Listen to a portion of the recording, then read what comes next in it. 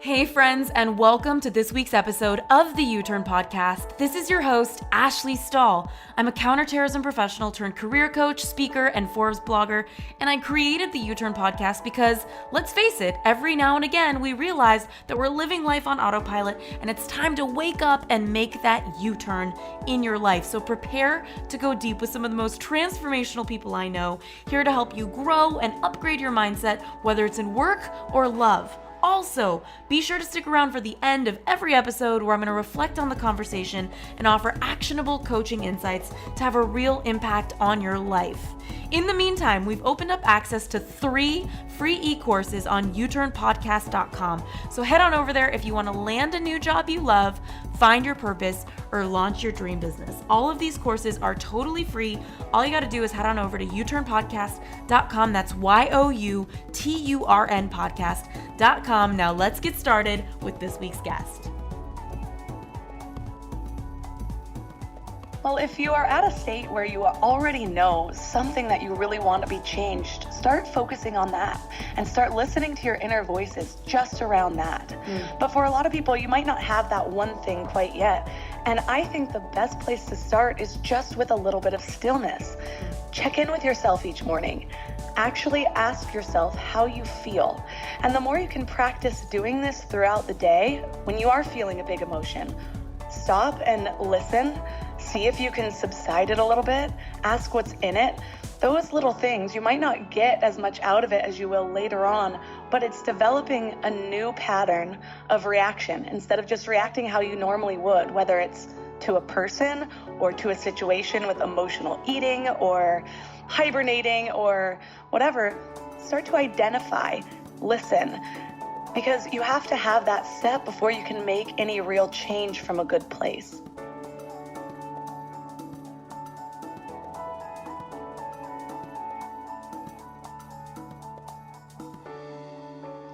All right, friends, I got yet another treat for you today, and it is one of my favorite friends and people in my world, Melissa Monte. She's a speaker, entrepreneur, and the host of the Mind Love podcast. You've got to check out her show if you haven't already. She discovers and works through and has guests that are all things spiritual, self-love, self-development, and mindset, and I just think it's such an incredible show. You've got to look at it.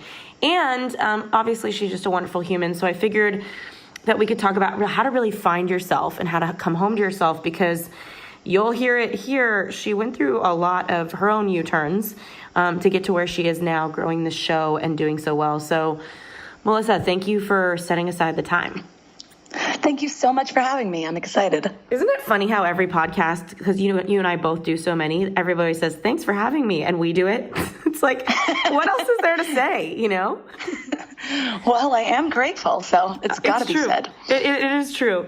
And it's like, what if we lived a life where we just said what we were thinking? You know, it's like, oh, yeah, great. It's great to be here. Feeling a little under the weather, a little bit of heartburn, but really excited about this podcast. My coffee's on the counter. All I'm doing is staring at it. Yeah, exactly. So, kind of getting started, I feel like you had kind of a shitstorm earlier on in your life. And I find it just so powerful because I think so many people define themselves based on where they are and they don't see beyond it. And you clearly had some sort of mindset that got you from kind of just being all over the place, like being in a wrong relationship, even though you were doing well in your career. Like, you just had so many stories you've been sharing with me over this year that I've gotten to know you. So I'm really curious for anybody listening, if you could paint a picture of like the transformation you've had. Well, going through my story, for the longest time, I remember my mom being like, well, one day you'll write a book about all this. And I was like, but I don't understand. There's no through line. Each chapter is different with a whole different mistake. It's like chicken the screwed up soul. So I have just been realizing what it was all leading me to recently.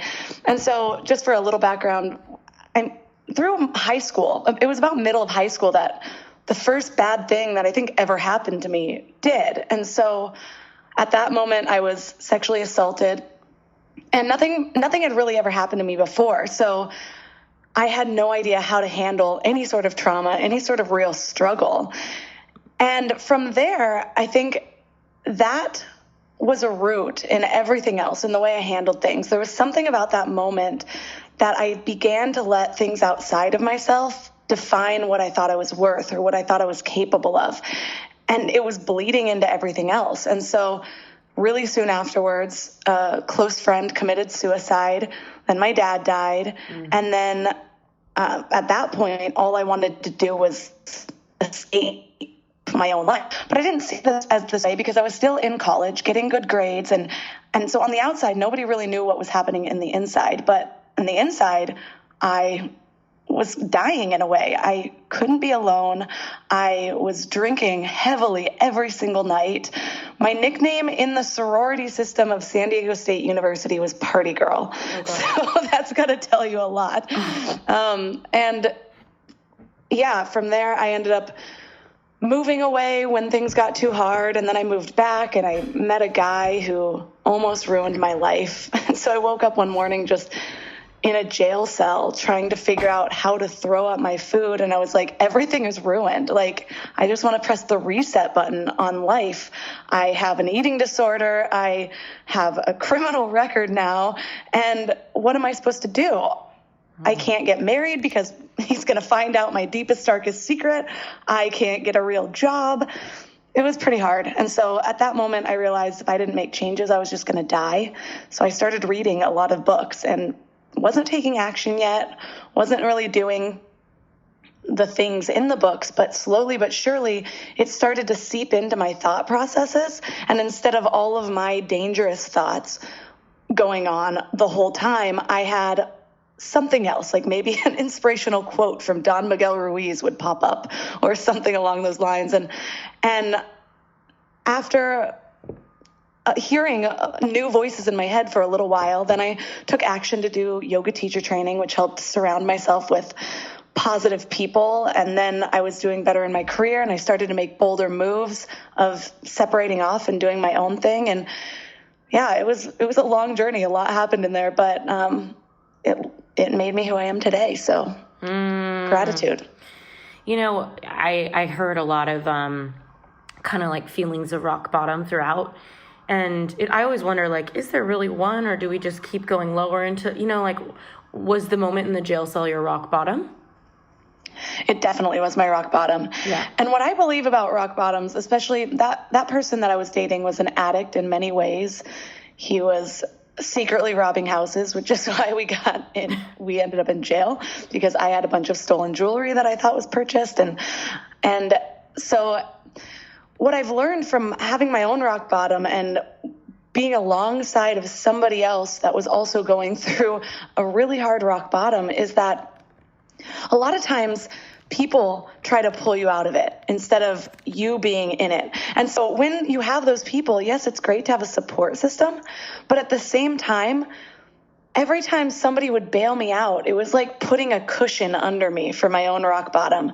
And I was doing that for him as well, because when I met this horrible relationship, his dad died. So I had this bond with him, like, oh, you're going through all this because nobody understands and everyone wants you to get over it, which is what I heard. And so I kept cushioning his. And at the same time, I ended up just going down with him.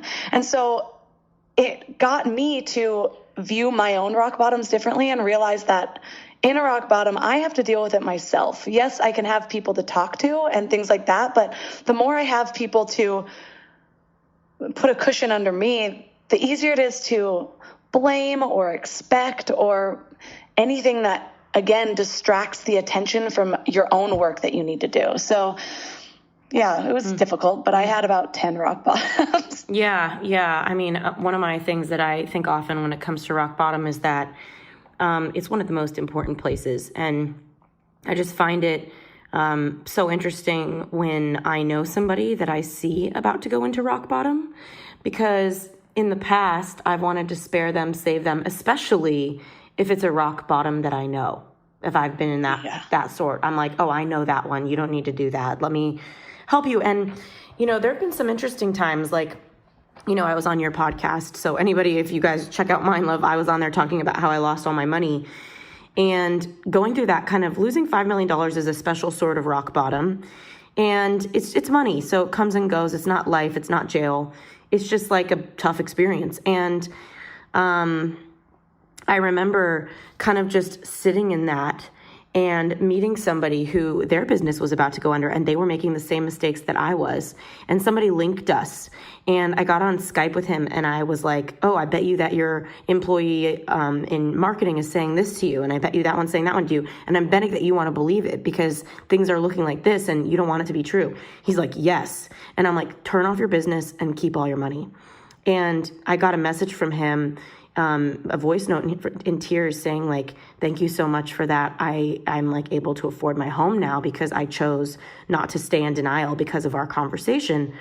And it was like, oh, wow, I was so happy. Like he must have not been meant for that rock bottom that I experienced.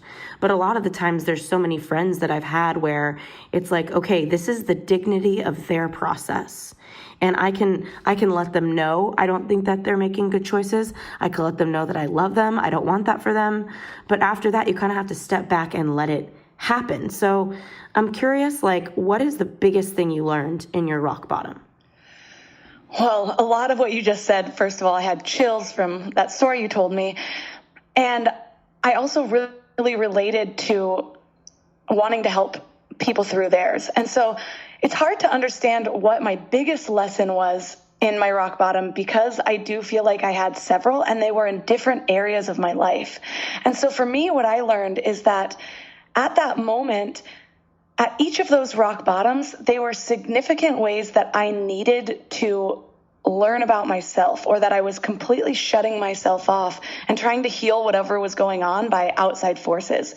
And because I wasn't turning inward for any of those, there was little that I could learn with the first few, which was why the last one was so hard for me. I think if I would have gone inward and discovered a little bit more about what was driving these behaviors, what actually made me happy instead of just watching around me or being fed by media or scrolling through Instagram and comparing, all of these other ways that we think, well, maybe if I did this, then my life would be better. But I wasn't actually turning inward to see, what do you really want? Yeah. When was the last time that you were so happy?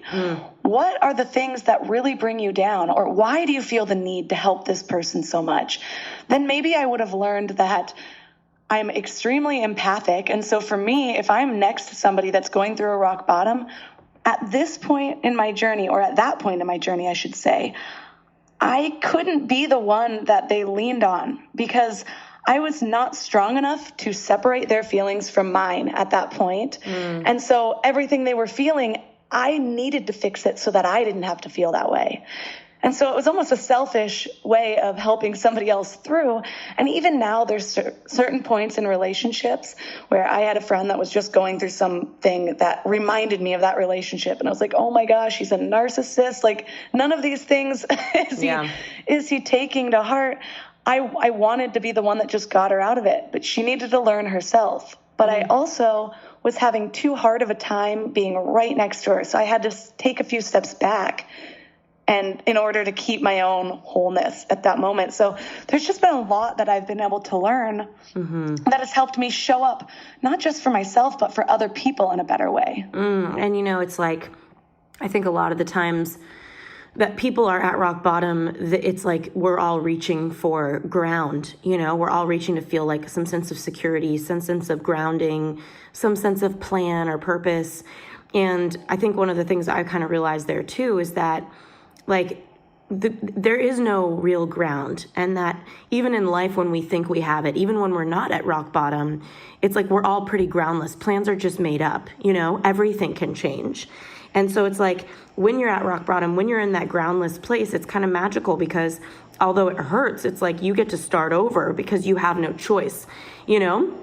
And definitely. So it's, you know, so interesting. So you found yourself and I can feel that, you know, like you feel like somebody in the room who knows herself to me. And, you have some steps. And so I would love to kind of just talk about like what it looked like when you found each of these steps, because to me, for anybody who's feeling like they're at rock bottom right now, it's like the first step is to cut out the noise, both outside of you, all the people that you're taking advice from and shopping around from, but also inside of you, like all the thoughts you're buying into about what you need to do or what you should do so that you can come home to what you actually want to do. So I'm curious, your first step was about commitment, and I'm so curious to hear for anybody wanting to find themselves or get out of rock bottom, like what does commitment look like, or how can they start to reach for that now? Well, for me, I think there's one important differentiation that needs to be made when we are first committing to actually discovering ourselves or building that relationship. And that's that I don't think that we find ourselves all at once. I think the journey of life is all self-discovery. So yes, I know myself, and the difference is now I accept myself. And so I choose to look at my life every day with gratitude for what already is, to try to love myself, what I know about myself as much as possible, with curiosity. Because right now, I feel like I really know who I am today, but I also know how much more there is to discover throughout the rest of my life. And so the commitment piece for me is realizing that you're not always going to know everything. New things are going to pop up that you're going to have to learn to deal with. But instead of being resistant towards those things, ask why. Like, look at it with curiosity. Wonder what there is to discover in that next step. Wonder why it's showing up to you and how you're going to come out better at the end of this challenge. And so those two things combined, waking up every day, being fully acceptant of what is, or at least trying to, accepting that you're not always going to feel okay, and that's okay. And then also just being thankful for it all. And so the commitment piece, I think, is a big step in any new thing that you're doing, whether you are working towards self-development, whether you're working on a business, whether you're working on a relationship. First, you need to commit, because think about it. If you go into a new marriage and you're like, okay, like this is cool right now, but if you mess up, things are going to be different. It's not a real commitment. And I think we do that with ourselves a lot. We feel okay, and maybe we feel beautiful and successful one day, and then something happens and we start to beat ourselves up. And that is not real commitment toward your growth. That is expectant. That is, just being hard. It's being judgmental.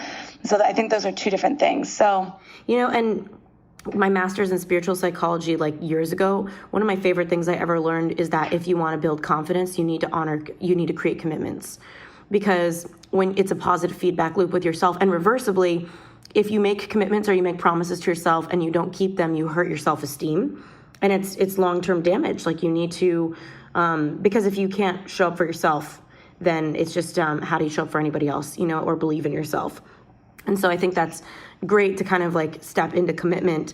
Also, I just love what you were saying about like seeing things as they are, because I think sometimes you can't really make a commitment or kind of rise back up unless you're really willing to look at things. And it, kind of brings me back to that idea of like how self-love isn't always, going to the spa and getting a massage. Like sometimes it's making, a spreadsheet of your debt and changing your diet, Yeah, exactly. And, I even recently made the commitment. My weight has always fluctuated, and not a lot, but for somebody that had an eating disorder for 10 years, I notice everything, and it's still something I'm working on. And I recently was like, well, I could lose another 7 pounds, and that would be perfect. And I stopped myself and realized, no. Obviously, what you need to work on right now is just loving your body in general. How about be a little freer for a little bit and become fully comfortable in your skin, and so thankful that your body survived all the crap you put it through for a decade, and love it. Just be good to it. And then there's nothing wrong with wanting to lose weight for health, or to, stay more active and make sure you're eating healthy, but it shouldn't, to me, be for the weight loss. And so look at your motivations behind things and wonder, are you striving for some outward expectation of perfection or what other people want you to be, or because you're really going to be happy? Because that's the difference with that food example for me, is that I want to eat healthy and exercise so that my body's in its best shape, so it can carry me through, and I feel energetic and I feel good. not because I want to look better on Instagram. And so the same thing happens even with business goals. Are you striving for that next goal so you can make some financial state or financial goal that you think will look cool on the outside, or that so you can say you did, or because at that moment all of your needs will be met and the stresses will be down? Like, just a slight shift in focus can keep your goals the same, but you'll be coming at it with a whole new energy. Mm-hmm. You know, like as I'm writing the U-Turn book right now, which is its own special universe that I'm in, because I just got an extension for that because I had all these things happening. And in the TED Talk I was giving, I actually talked about this idea of where something's coming from, kind of like what you're saying, I think is so key for anybody listening. It's like, is it wounded or is it inspired? You know? And something wounded, a goal that's wounded, comes from scarcity, comes from trying to prove yourself, comes from wanting to be important, wanting to be significant. Whereas inspired comes from like this pure energy state that you have, this excitement that you have, your joy, your love. And I think that most people, when they're sitting here right now listening to this podcast, there's a big likelihood that they haven't asked themselves why they want the goals that they're reaching for right now.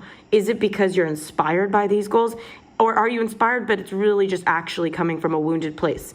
You know, and when it comes to goals, you know, I think about all the celebrities who like lose their mind, you know, like Lindsay Lohan or Amanda Bynes, who I actually grew up with, or, you know, Britney Spears shaving her head. And it's like, you know, all of that usually comes because we think our goals are going to give us a certain feeling.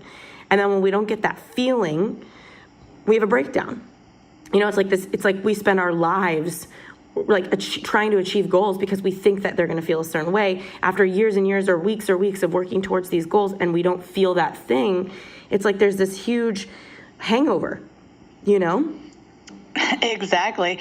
And the thing is I remember earlier in my self-development journey, I would read books and something would say, yeah, but where did this come from? Oh, there was a moment in childhood when this happened or whatever. And I used to think that it was crap back then because I couldn't sense those things. And I think that is something that people need to realize, where there might be people further along in their journey where I might realize now when somebody's telling me a story, I feel like I can clearly see where that's coming from in your life. But they don't have that ability to see that quite yet, because when you start this self-discovery process, you're at the edge of the onion. You're only one layer in maybe. And so your not only willingness to see some of these patterns might not yet be there, but also your ability to really be aware of some of the more subtleties in your own behavioral patterns are going to be really hard to spot at that time too. But the good news is, with practice and repetition, it's like learning your own language. When you really start to be still and listen to your thoughts and identify those patterns. And before you know that, you're only going to pick up on a few of the words. And so once you do get to know your language, though, then now I can spot something really quickly. When I'm triggered and I react emotionally, I'm like, oh, that's where that's coming from. And it becomes easier to pick off some of these unwanted patterns. Mm-hmm. Hey U-Turners, so sorry for the quick interruption, but I want to make sure you know that this episode has been brought to you by the Career Clarity Lab, the online course to help you find your career purpose in the workforce and upgrade your confidence. So if you're ready to unlock the best career path for you and you'd like to try a free version of our Clarity course, just head on over to uturnpodcast.com/clarity. That's YOUTURN podcast.com/clarity. Now let's get back to this week's episode.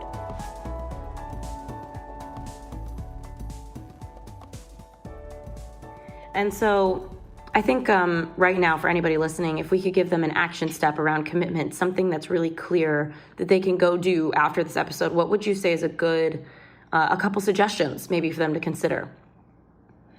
Well, if you are at a state where you already know something that you really want to be changed, start focusing on that and start listening to your inner voices just around that.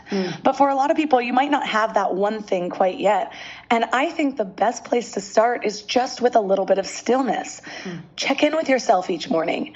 actually ask yourself how you feel. And the more you can practice doing this throughout the day, when you are feeling a big emotion, stop and listen, see if you can subside it a little bit, ask what's in it.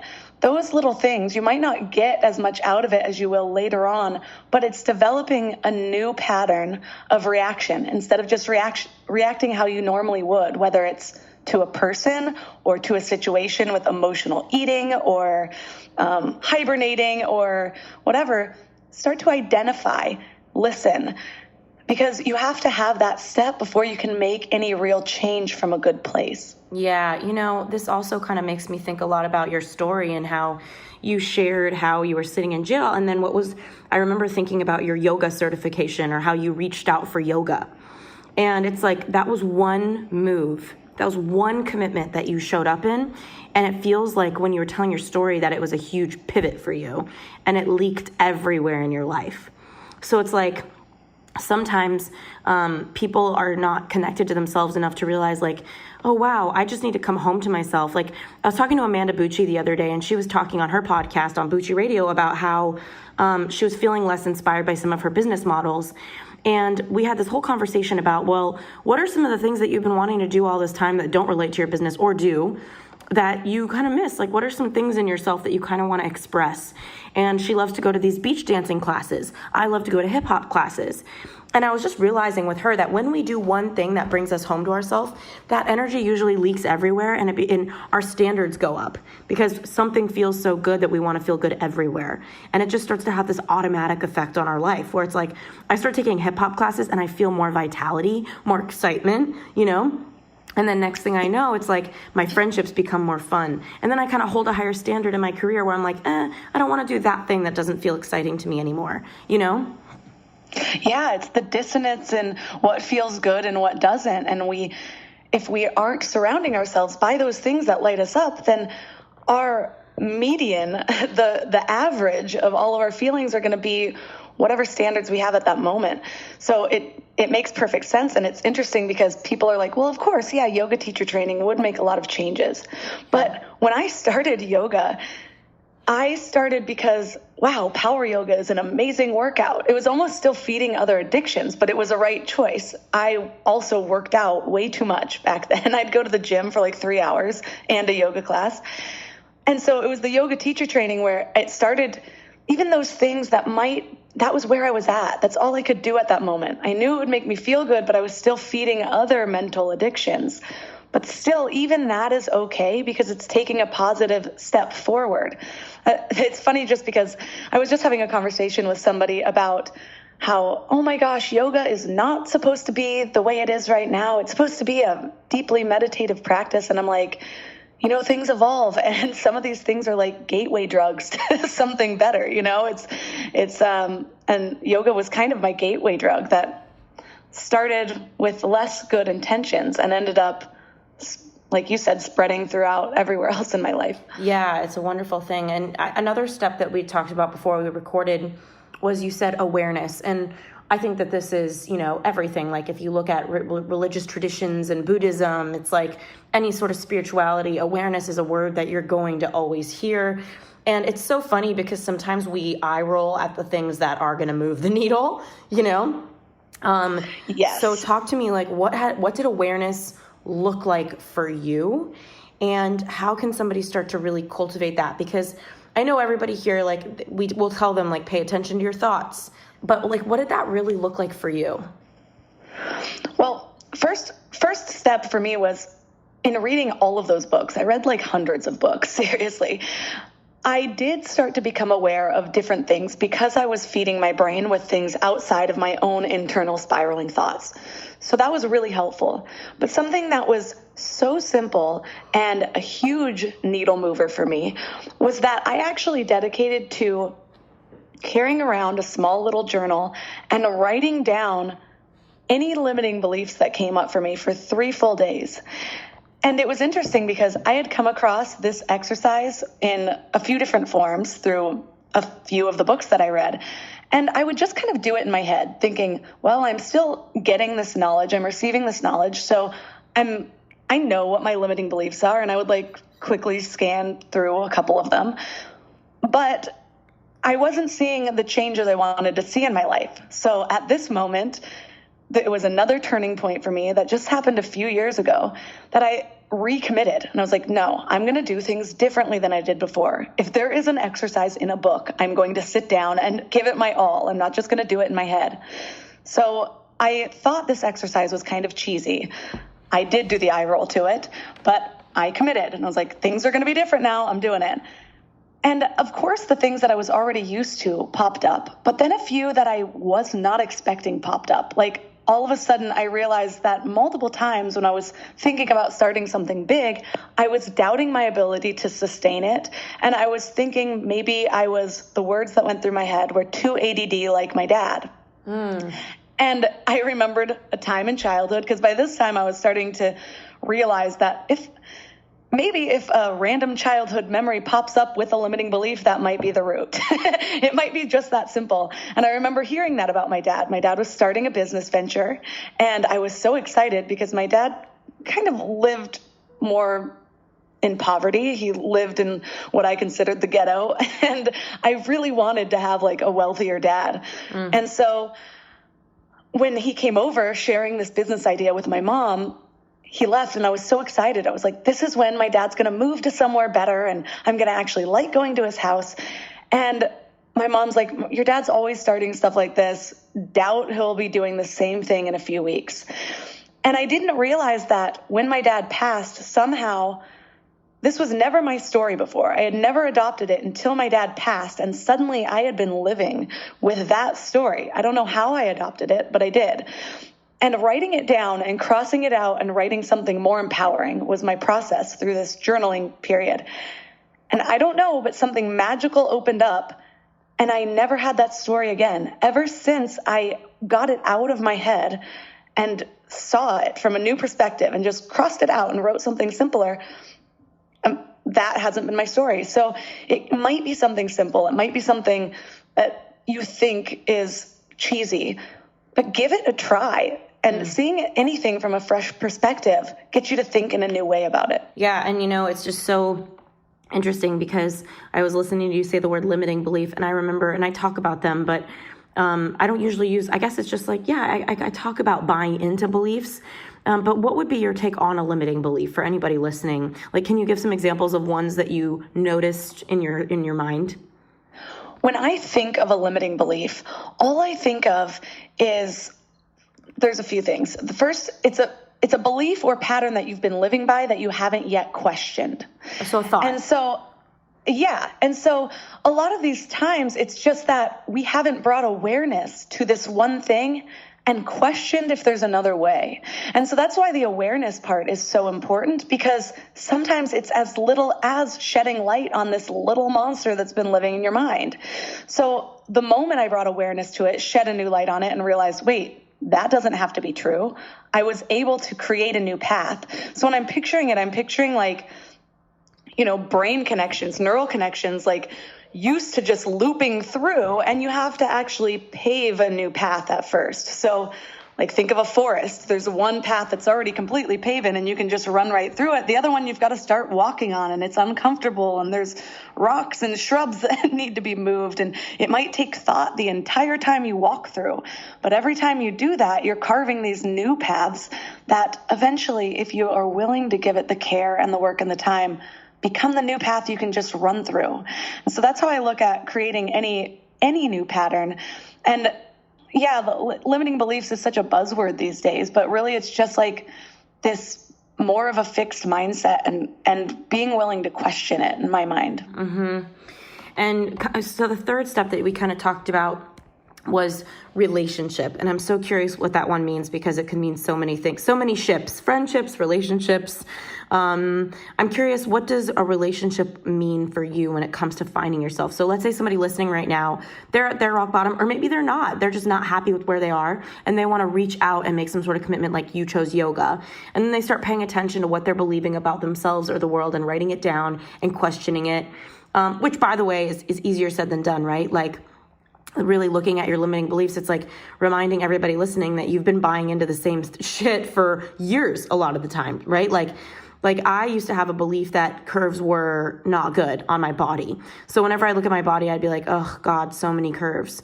And it took like years for me to actually make friends with my curves, you know? So I'm kind of curious with relationship, like, how do you hold that and how does it relate for everybody listening? Well, what I love that you did there is you noticed the way you were talking to yourself. And so you changed it. You said, make friends. And so that is how I picture developing the relationship with yourself. And this step goes really well after awareness, because you start to notice not just your own patterns, but how you're handling those patterns, how you're talking to yourself through your mistakes and your ups and downs. And the relationship part comes with, did you notice how you were treating yourself? If the way you were talking to yourself and treating yourself were two different people, if that's how you were treating your significant other or your little sister or your best friend, what kind of relationship would that be? And so for a lot of people, if they're going through this, it's because that relationship needs healing. And through the awareness of the last step, you're going to learn where you are hardest on yourself, where you do need the most work, what parts of yourself are completely undiscovered, and start giving a little time, attention, and love to those things. You know, it's interesting. You were talking about body image and eating disorders earlier. And, you know, in my 20s, I definitely maintained my weight. And I've never had an eating disorder, but it's so common. I had so many friends who did, especially growing up in LA. And it's interesting because in my 20s, my health and my fitness and my eating were all about calories in, calories out, and me keeping my body thin enough, you know? and I had like tendencies, but I never felt like I had an eating disorder because I didn't spend too much time thinking about food still. But in my 30s now, it's like I continue now to see food as just fuel, because things are starting to show up in my health. Like, I'm having like weird aches and like brain fog, and I'm getting tired at weird points of the day where I can't work as well. And I'm like, wow, this is really influencing my life, you know?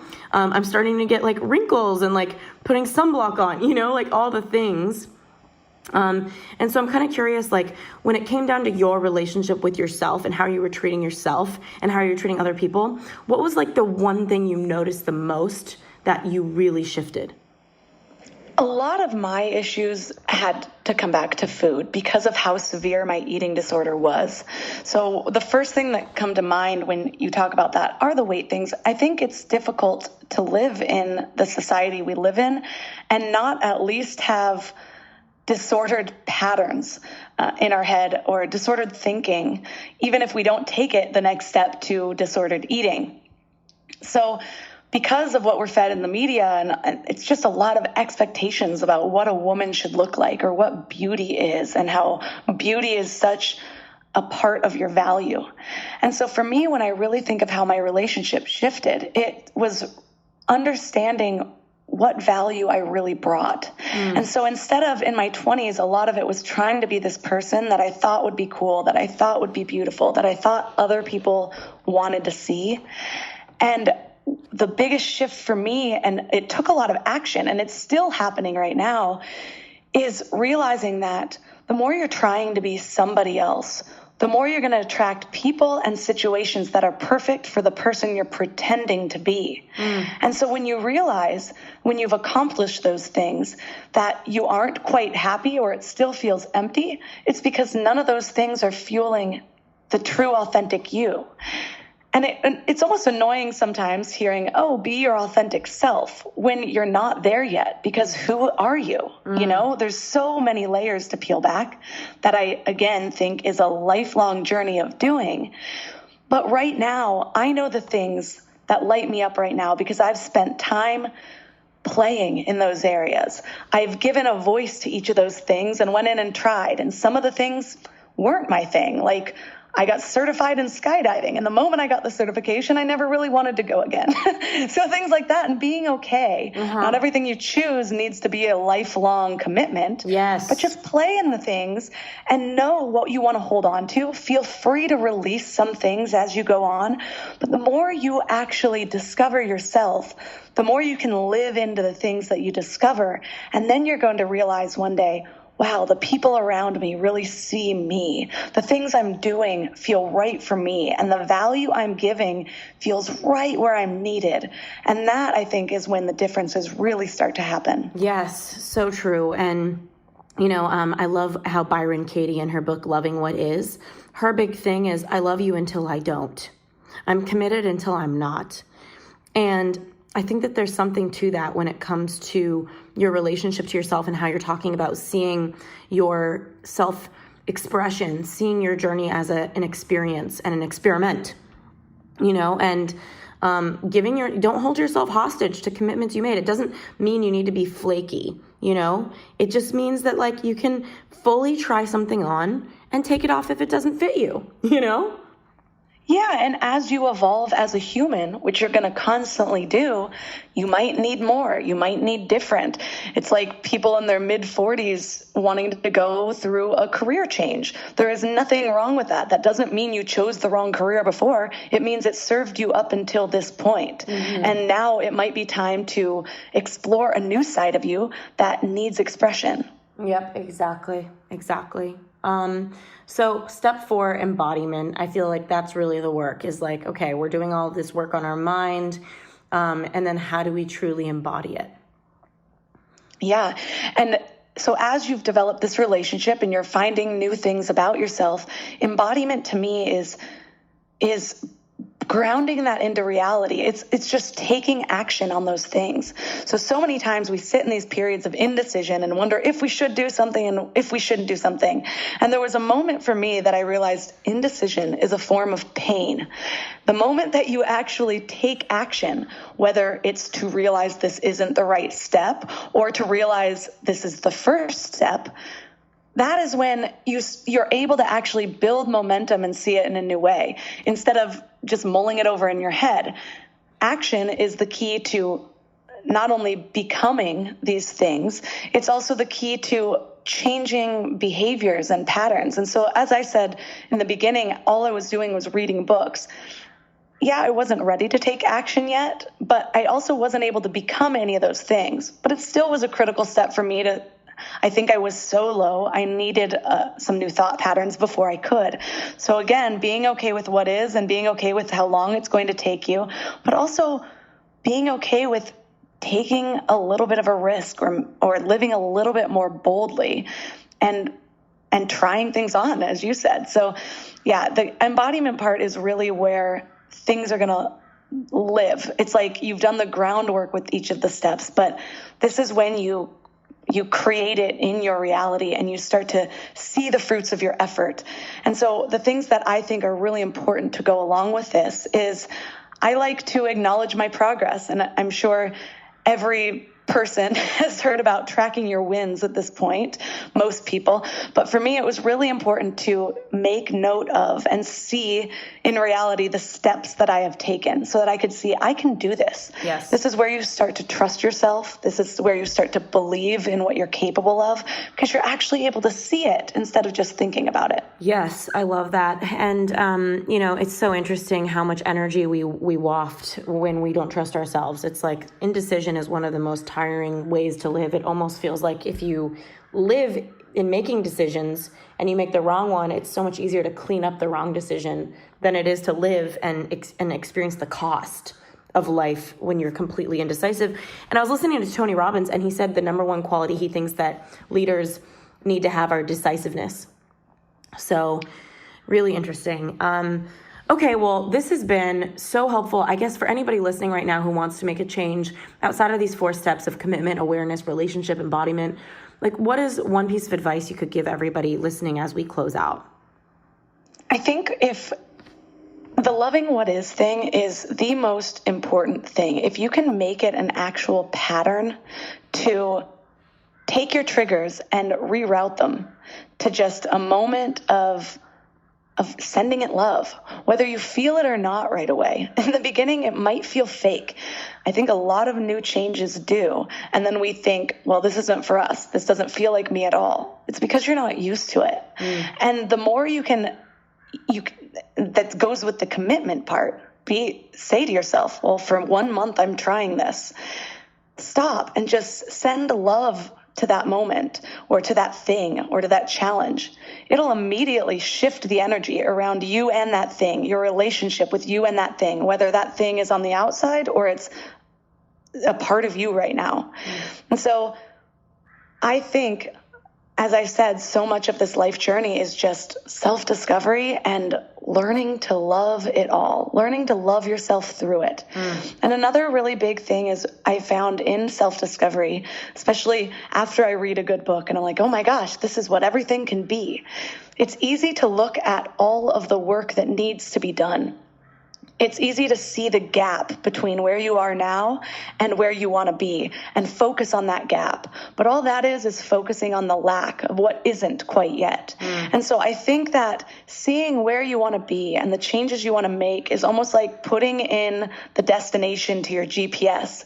But then you have to focus on right now. What turn needs to be made right now? And being okay that there's still 72 days until you get there.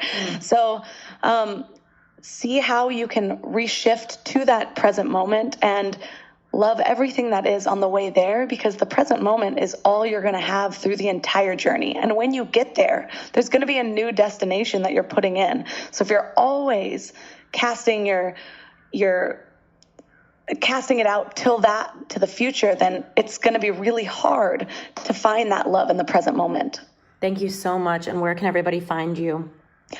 You can find me on any of your favorite podcast platforms. Just search Mind Love, 2 words, or mindlove.com, and on social at mindlovemelissa. Thank you so much for being on the show. So great. Thank you so much for having me. It was a blast.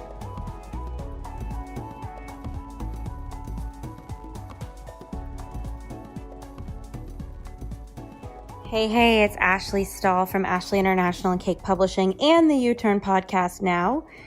Just checking in with you, wanting to talk about forgiveness. It is such an important topic because the worst type of forgiveness to overlook is the kind you do to yourself. It is so important that you're forgiving yourself and creating that connection to yourself, because the more disconnected you are from yourself, the less possible it is for you to connect with just about anything. So how do you forgive yourself? How do you do work on yourself so that you're not projecting your own pain onto other people? The first step is whenever your peace is disturbed, you know that it is an opportunity for you to forgive yourself. So start to pay attention to your body, because your body's going to let you know when you've lost some level of peace. So feel your body, and when your peace feels like it's off kilter or you feel like you're just not in an ideal state, check in with your thoughts. Like, what are you thinking? So this reminds me a lot about my friend who called me the other day with her ex-boyfriend who wanted to call and talk to her or meet up with her, and she was feeling a lot of stress about the meeting, feeling like, is he going to confront me about this or about that? And is this going to be a bad conversation? And she had some things that he kind of knew about that she hadn't fully talked to him about. And I was telling her, the first order of business that you always need to do when your peace is disturbed or when you're having a conversation with someone, anything, is you owe it to yourself to forgive yourself. You cannot have a conversation that hurts you with somebody when you own something. Well, I mean, it can hurt you, it can be painful, but nobody can make you wrong for something that you take ownership over. And that's why the first step is, once you forgive yourself, once you make peace with yourself, and you own something, people can't be upset with you about it. You're owning it. So the first line of business is, whenever you feel your peace disturbed, get quiet, tap into your awareness, and start to pay attention to what aspects of you are present. Is it anger? Is it fear? Is it sadness? Is it judgment? Is it frustration? Is it rage? Like, whatever you feel is really taking you over. And then my recommendation would be to write from that part of you. Like, give that part of you a voice. So if rage is present, write from the rage. If happiness is present, write from the happiness. Usually your peace isn't disturbed when you're hit by a drain of happiness, but hey, if that's you, that's amazing. Write from that part of you and start to write all the judgments that you have on that part of you has on you. Maybe, you have a rage come over you and it thinks that you don't deserve something, or that you didn't do something right. Whatever that rage has to say, or whatever that sadness has to say, or heartbreak, whatever you're going through, write from it, give it a voice, and just start writing all the judgments it has on you, all the judgments it has on other people, or if there's a person in the situation, and all the judgments it has about the world because you're going through that. That's a really juicy one because usually those are your beliefs. And once you take a look at all of these things, forgive yourself. Remember that you are human. Remember your humanity. And after you forgive yourself, own where you could have done better. Give yourself the space to self-evaluate, and really take a look. Do you really think all of these are 100% true? All the things that this part of you is saying. So let's say your anger tells you that you don't deserve something and other people don't deserve something from you and everybody's wrong or whatever it's saying. Forgive yourself for that. And from there, really, really move into a place of self-acceptance. And the way to do that is to question the beliefs. And one way I'll do it is if the anger says you don't deserve something, I'll find evidence that is of the opposite. So maybe the evidence will say, but I do deserve that because I did this, or because I did that, or because I am this. Of course I deserve that. So I look for evidence to counter my beliefs and be able to forgive myself. So I know this is really complicated, but whenever your peace is disturbed, all you need to do is remember, figure out what aspect of you is present, get silent, start writing from that part of you, give it a voice, look at the judgments it has on you, the world, the other person, whatever have you, question those judgments, really question those. Find evidence that supports the opposite of the ones that are extra painful, and realize that all of these things are made up. These are all stories you're telling yourself, whether it's fear-based stories to keep you from getting hurt, keep you from getting vulnerable, to keep you from being the light that you are, whatever it is. Forgive yourself first and take full ownership. And if you made a quote unquote mistake in your life, own it. Tell yourself you should have done, you did the best you could have done at that time. You're going to do better next time, and take ownership of it, saying, I'm not proud of it. If somebody confronts you, I'm not proud of that. That's something that I was doing the best I could at the time, but it's not something I would do again. Whatever it is, it's all about ownership. It's all about release. And it's all about first forgiving you. Don't go into conversations with people that want you to offer some sort of forgiveness until you have forgiven yourself. All right, sending you a lot of love. I know this was kind of nebulous and complicated, but not really. Excited to hear how this goes. Tweet at me, Instagram me at Ashley Stahl, at U-Turn Podcast, YOUTURN Podcast. Really excited to hear how this resonates for you.